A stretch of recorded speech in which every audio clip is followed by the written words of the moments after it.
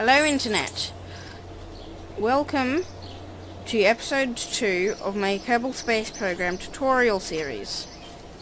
Today I'll be teaching you how to build a rocket. So, the first step to building anything, well, rockets anyway, is to go into the VAB, Vehicle Assembly Building. You can either press this button here, or you can click on the building itself, which is what I prefer to do. So, you'll be greeted with this as you enter the building. You can see the Kerbal staff running around, you can see engineers, other engineers, scientists, and these people, which I don't know if they even have a name.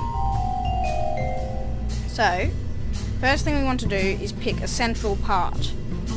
This will be the center of our spacecraft, not the center of mass or center of volume, just the center. If you pick it up, it picks up all the rest of the rocket. It's where everything else is attached to.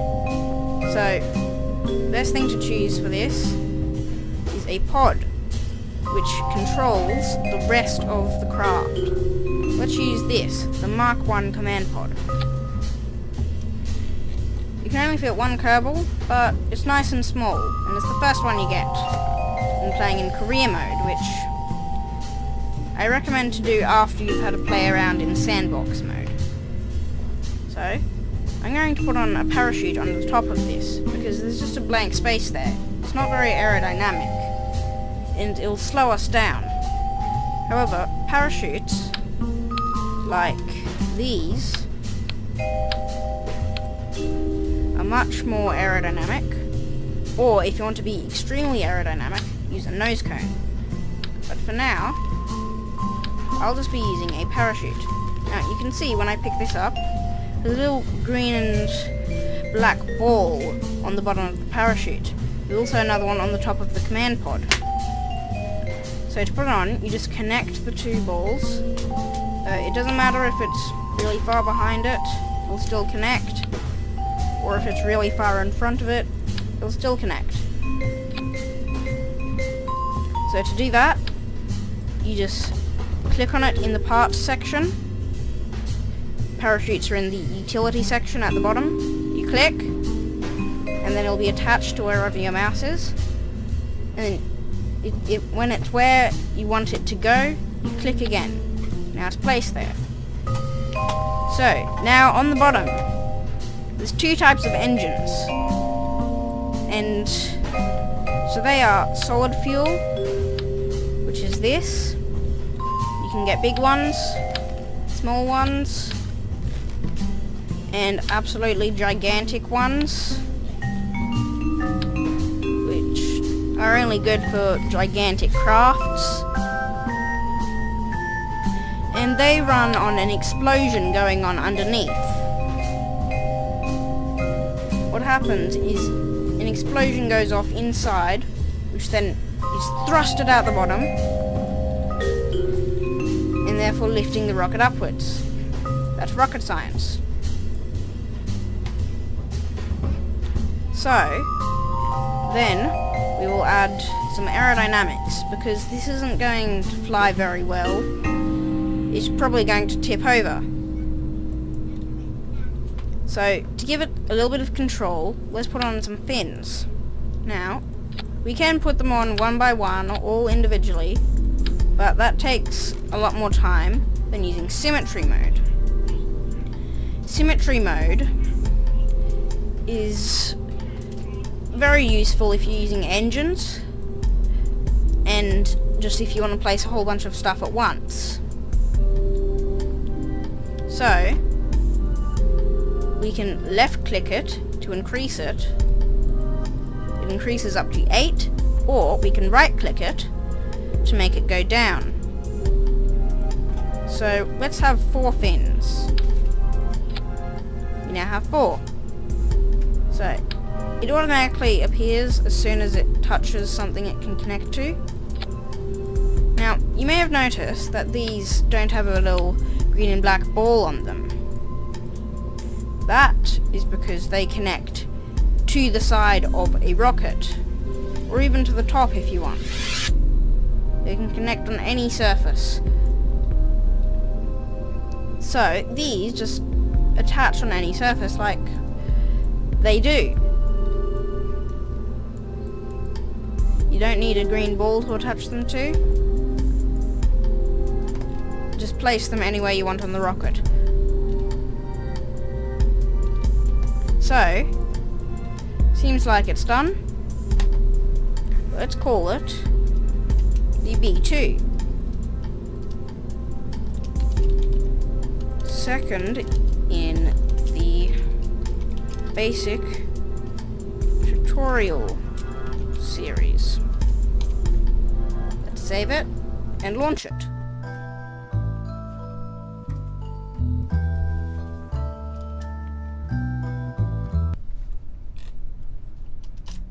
So now let's turn on the SAS by pressing T, and let's launch it. Oh. Okay, it appears I've messed up the staging. As you can see, the parachute is now opened, and it's pulling us behind while the engine is pushing us forward. See, this is why you must always check your staging, because this will happen. Like I said in the last episode, Spiral of Doom. Though eventually it will stop, but just because the engine ran out of fuel. So let's let that fall down. So when you've launched, you can change the staging around. So now it would change, but I've already launched the parachute, and the only way to get rid of it is to cut it. But then it's gone. As you can see now, we fell a lot quicker. So, let's revert that to the vehicle assembly, and let's change it so that it flies a little bit better. First up, let's try putting on a different type of engine, liquid fuel engine. For it we need a fuel tank. So we just attach one like that, and then we grab any of these as long as they fit. Not that one, that's not liquid fuel.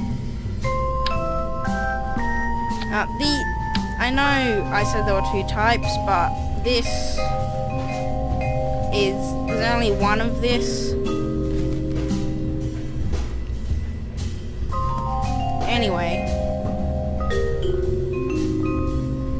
so this engine will take liquid fuel and oxidizer from this.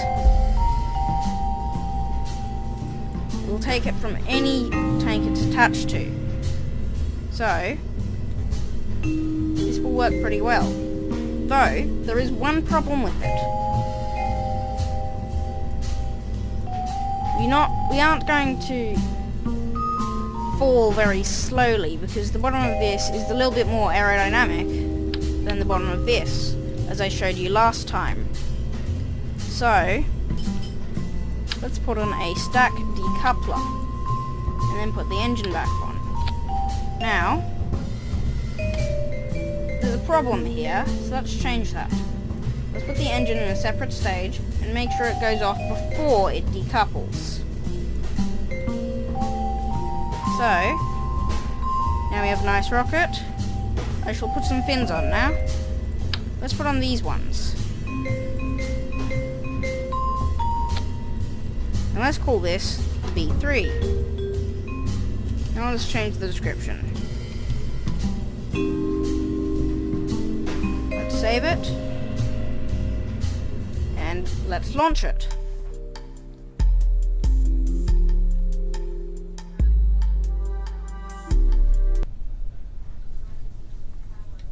Oh, that wasn't supposed to happen. It did a little jump, but that's fine. It's still stable. So, oh, Jeb seems happy. Much more confident that this will go better. So first up, this is how you control the throttle.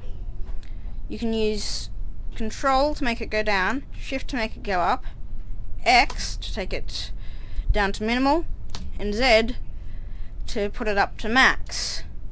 Let's keep it on about half, otherwise we'll go a bit too fast. So you can see we're launching, and you can see our speed here.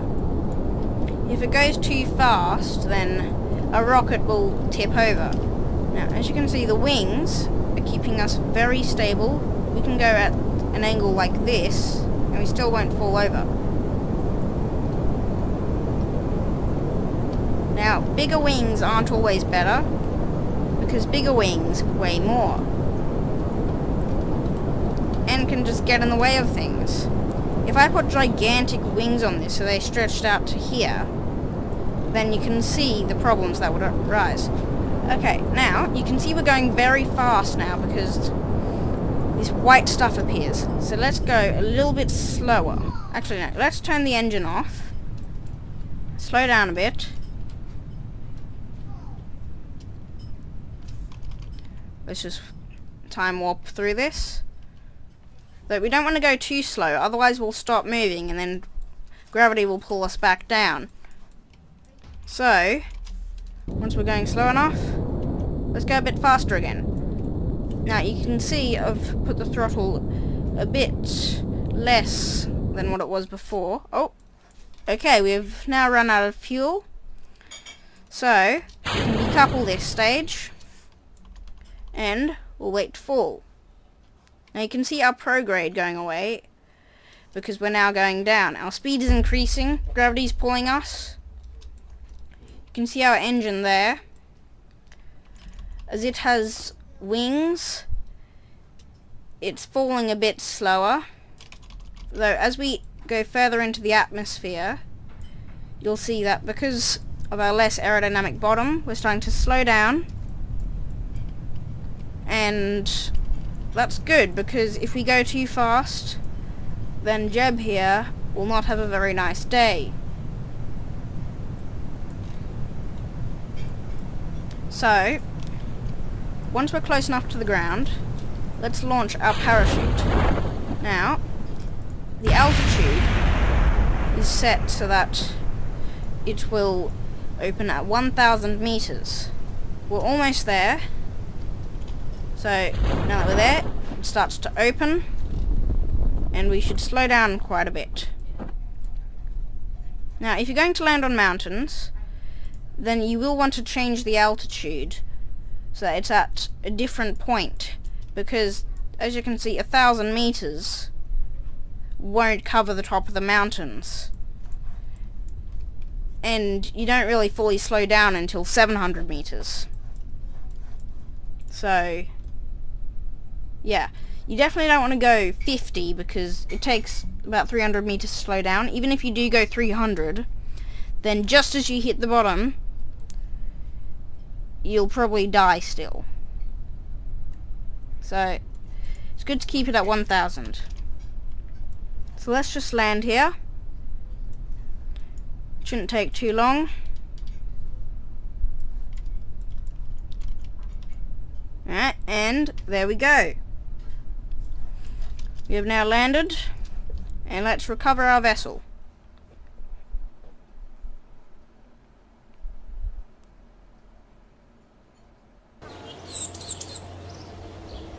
So let's go done. Alright, now I'll show you what it's like to build multi-stage rockets. Let's take off the bottom. Actually no, let's keep the bottom. And then underneath we'll put on a decoupler. And then underneath that we'll put a solid fuel engine. Now, that's a bit too big, so let's use the medium-ish size. And then on the other sides we'll put another coupling unit, this time one that comes off to the side. Let's use a bit of a more compact one, and let's put 6 on. Then we grab some more liquid fuel, solid fuel, not liquid fuel, sorry. engines. And let's put on a nose cone on top of them all. So now we have a more multi-stage rocket. Now, let's call this VB4. And I'll just quickly change the description. Let's go save, and let's launch.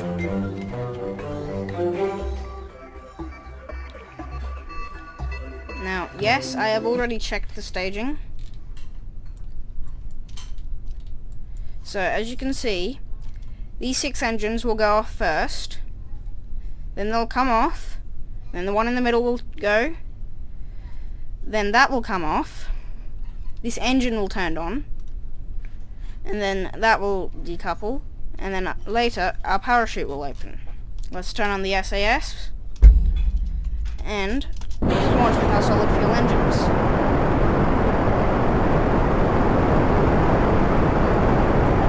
Okay, now as you can see, we didn't put enough fins on it, so this is going to happen.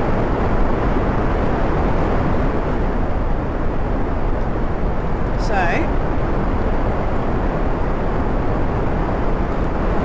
it's not very controllable.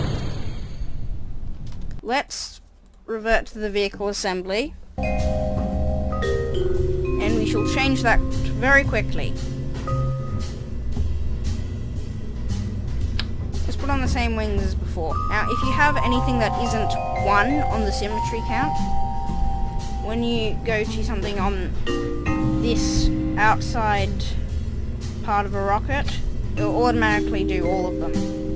So let's save and launch.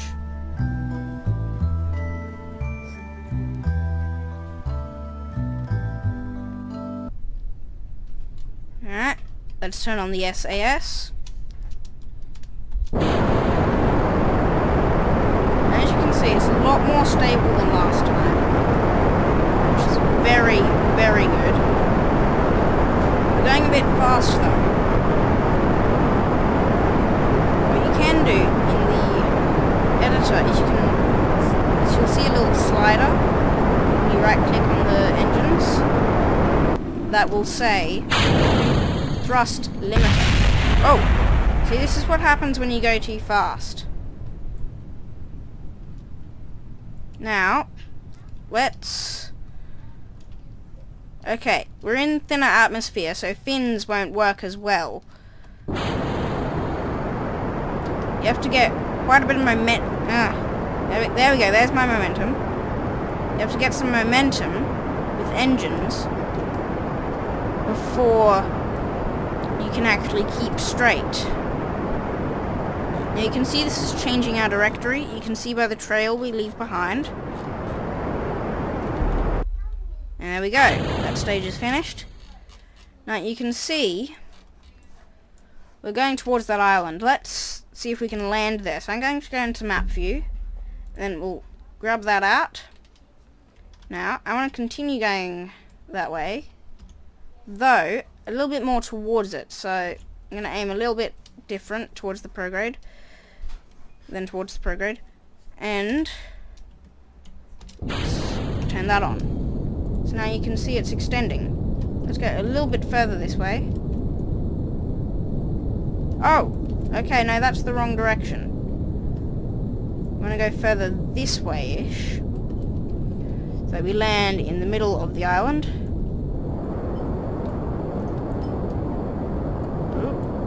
There we go. Now let's go a bit higher so that we'll also go to space. There we go. Seems good. So, let's time warp until we're in space. And we're now in space. We're outside of the atmosphere. And when we reach the apoapsis... No, actually, when we are above the island, it will face towards the retrograde. We're no longer in space. We're below 70,000 meters. You can see VEL, velocity, and altitude, which is the altitude we're at. So that shows how high we are. So it's below 70,000 meters, meaning that we are below space. We're no longer in the atmosphere. So we're going a bit the wrong direction. So I'm going to aim. Oh, wrong way. This way. Let's burn a bit towards this direction. Ah! This isn't good. Alright. We're just gonna try and land. Oh, we've run out of fuel. Alright. So let's keep facing the retrograde, and then this very unaerodynamic area should stop us from going too fast. Let's speed this up.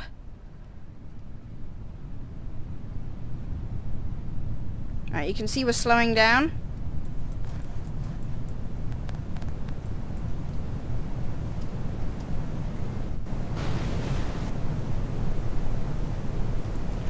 I know it. Oh! Oh! Okay. Now, that's the problem with time warp. You can't really see too well while you have it on where you're going. So, as you can see, I've crashed. Now, we can just revert this to the launch and then start again. That's what Kerbal Space Program is about often, just starting and trying again. So,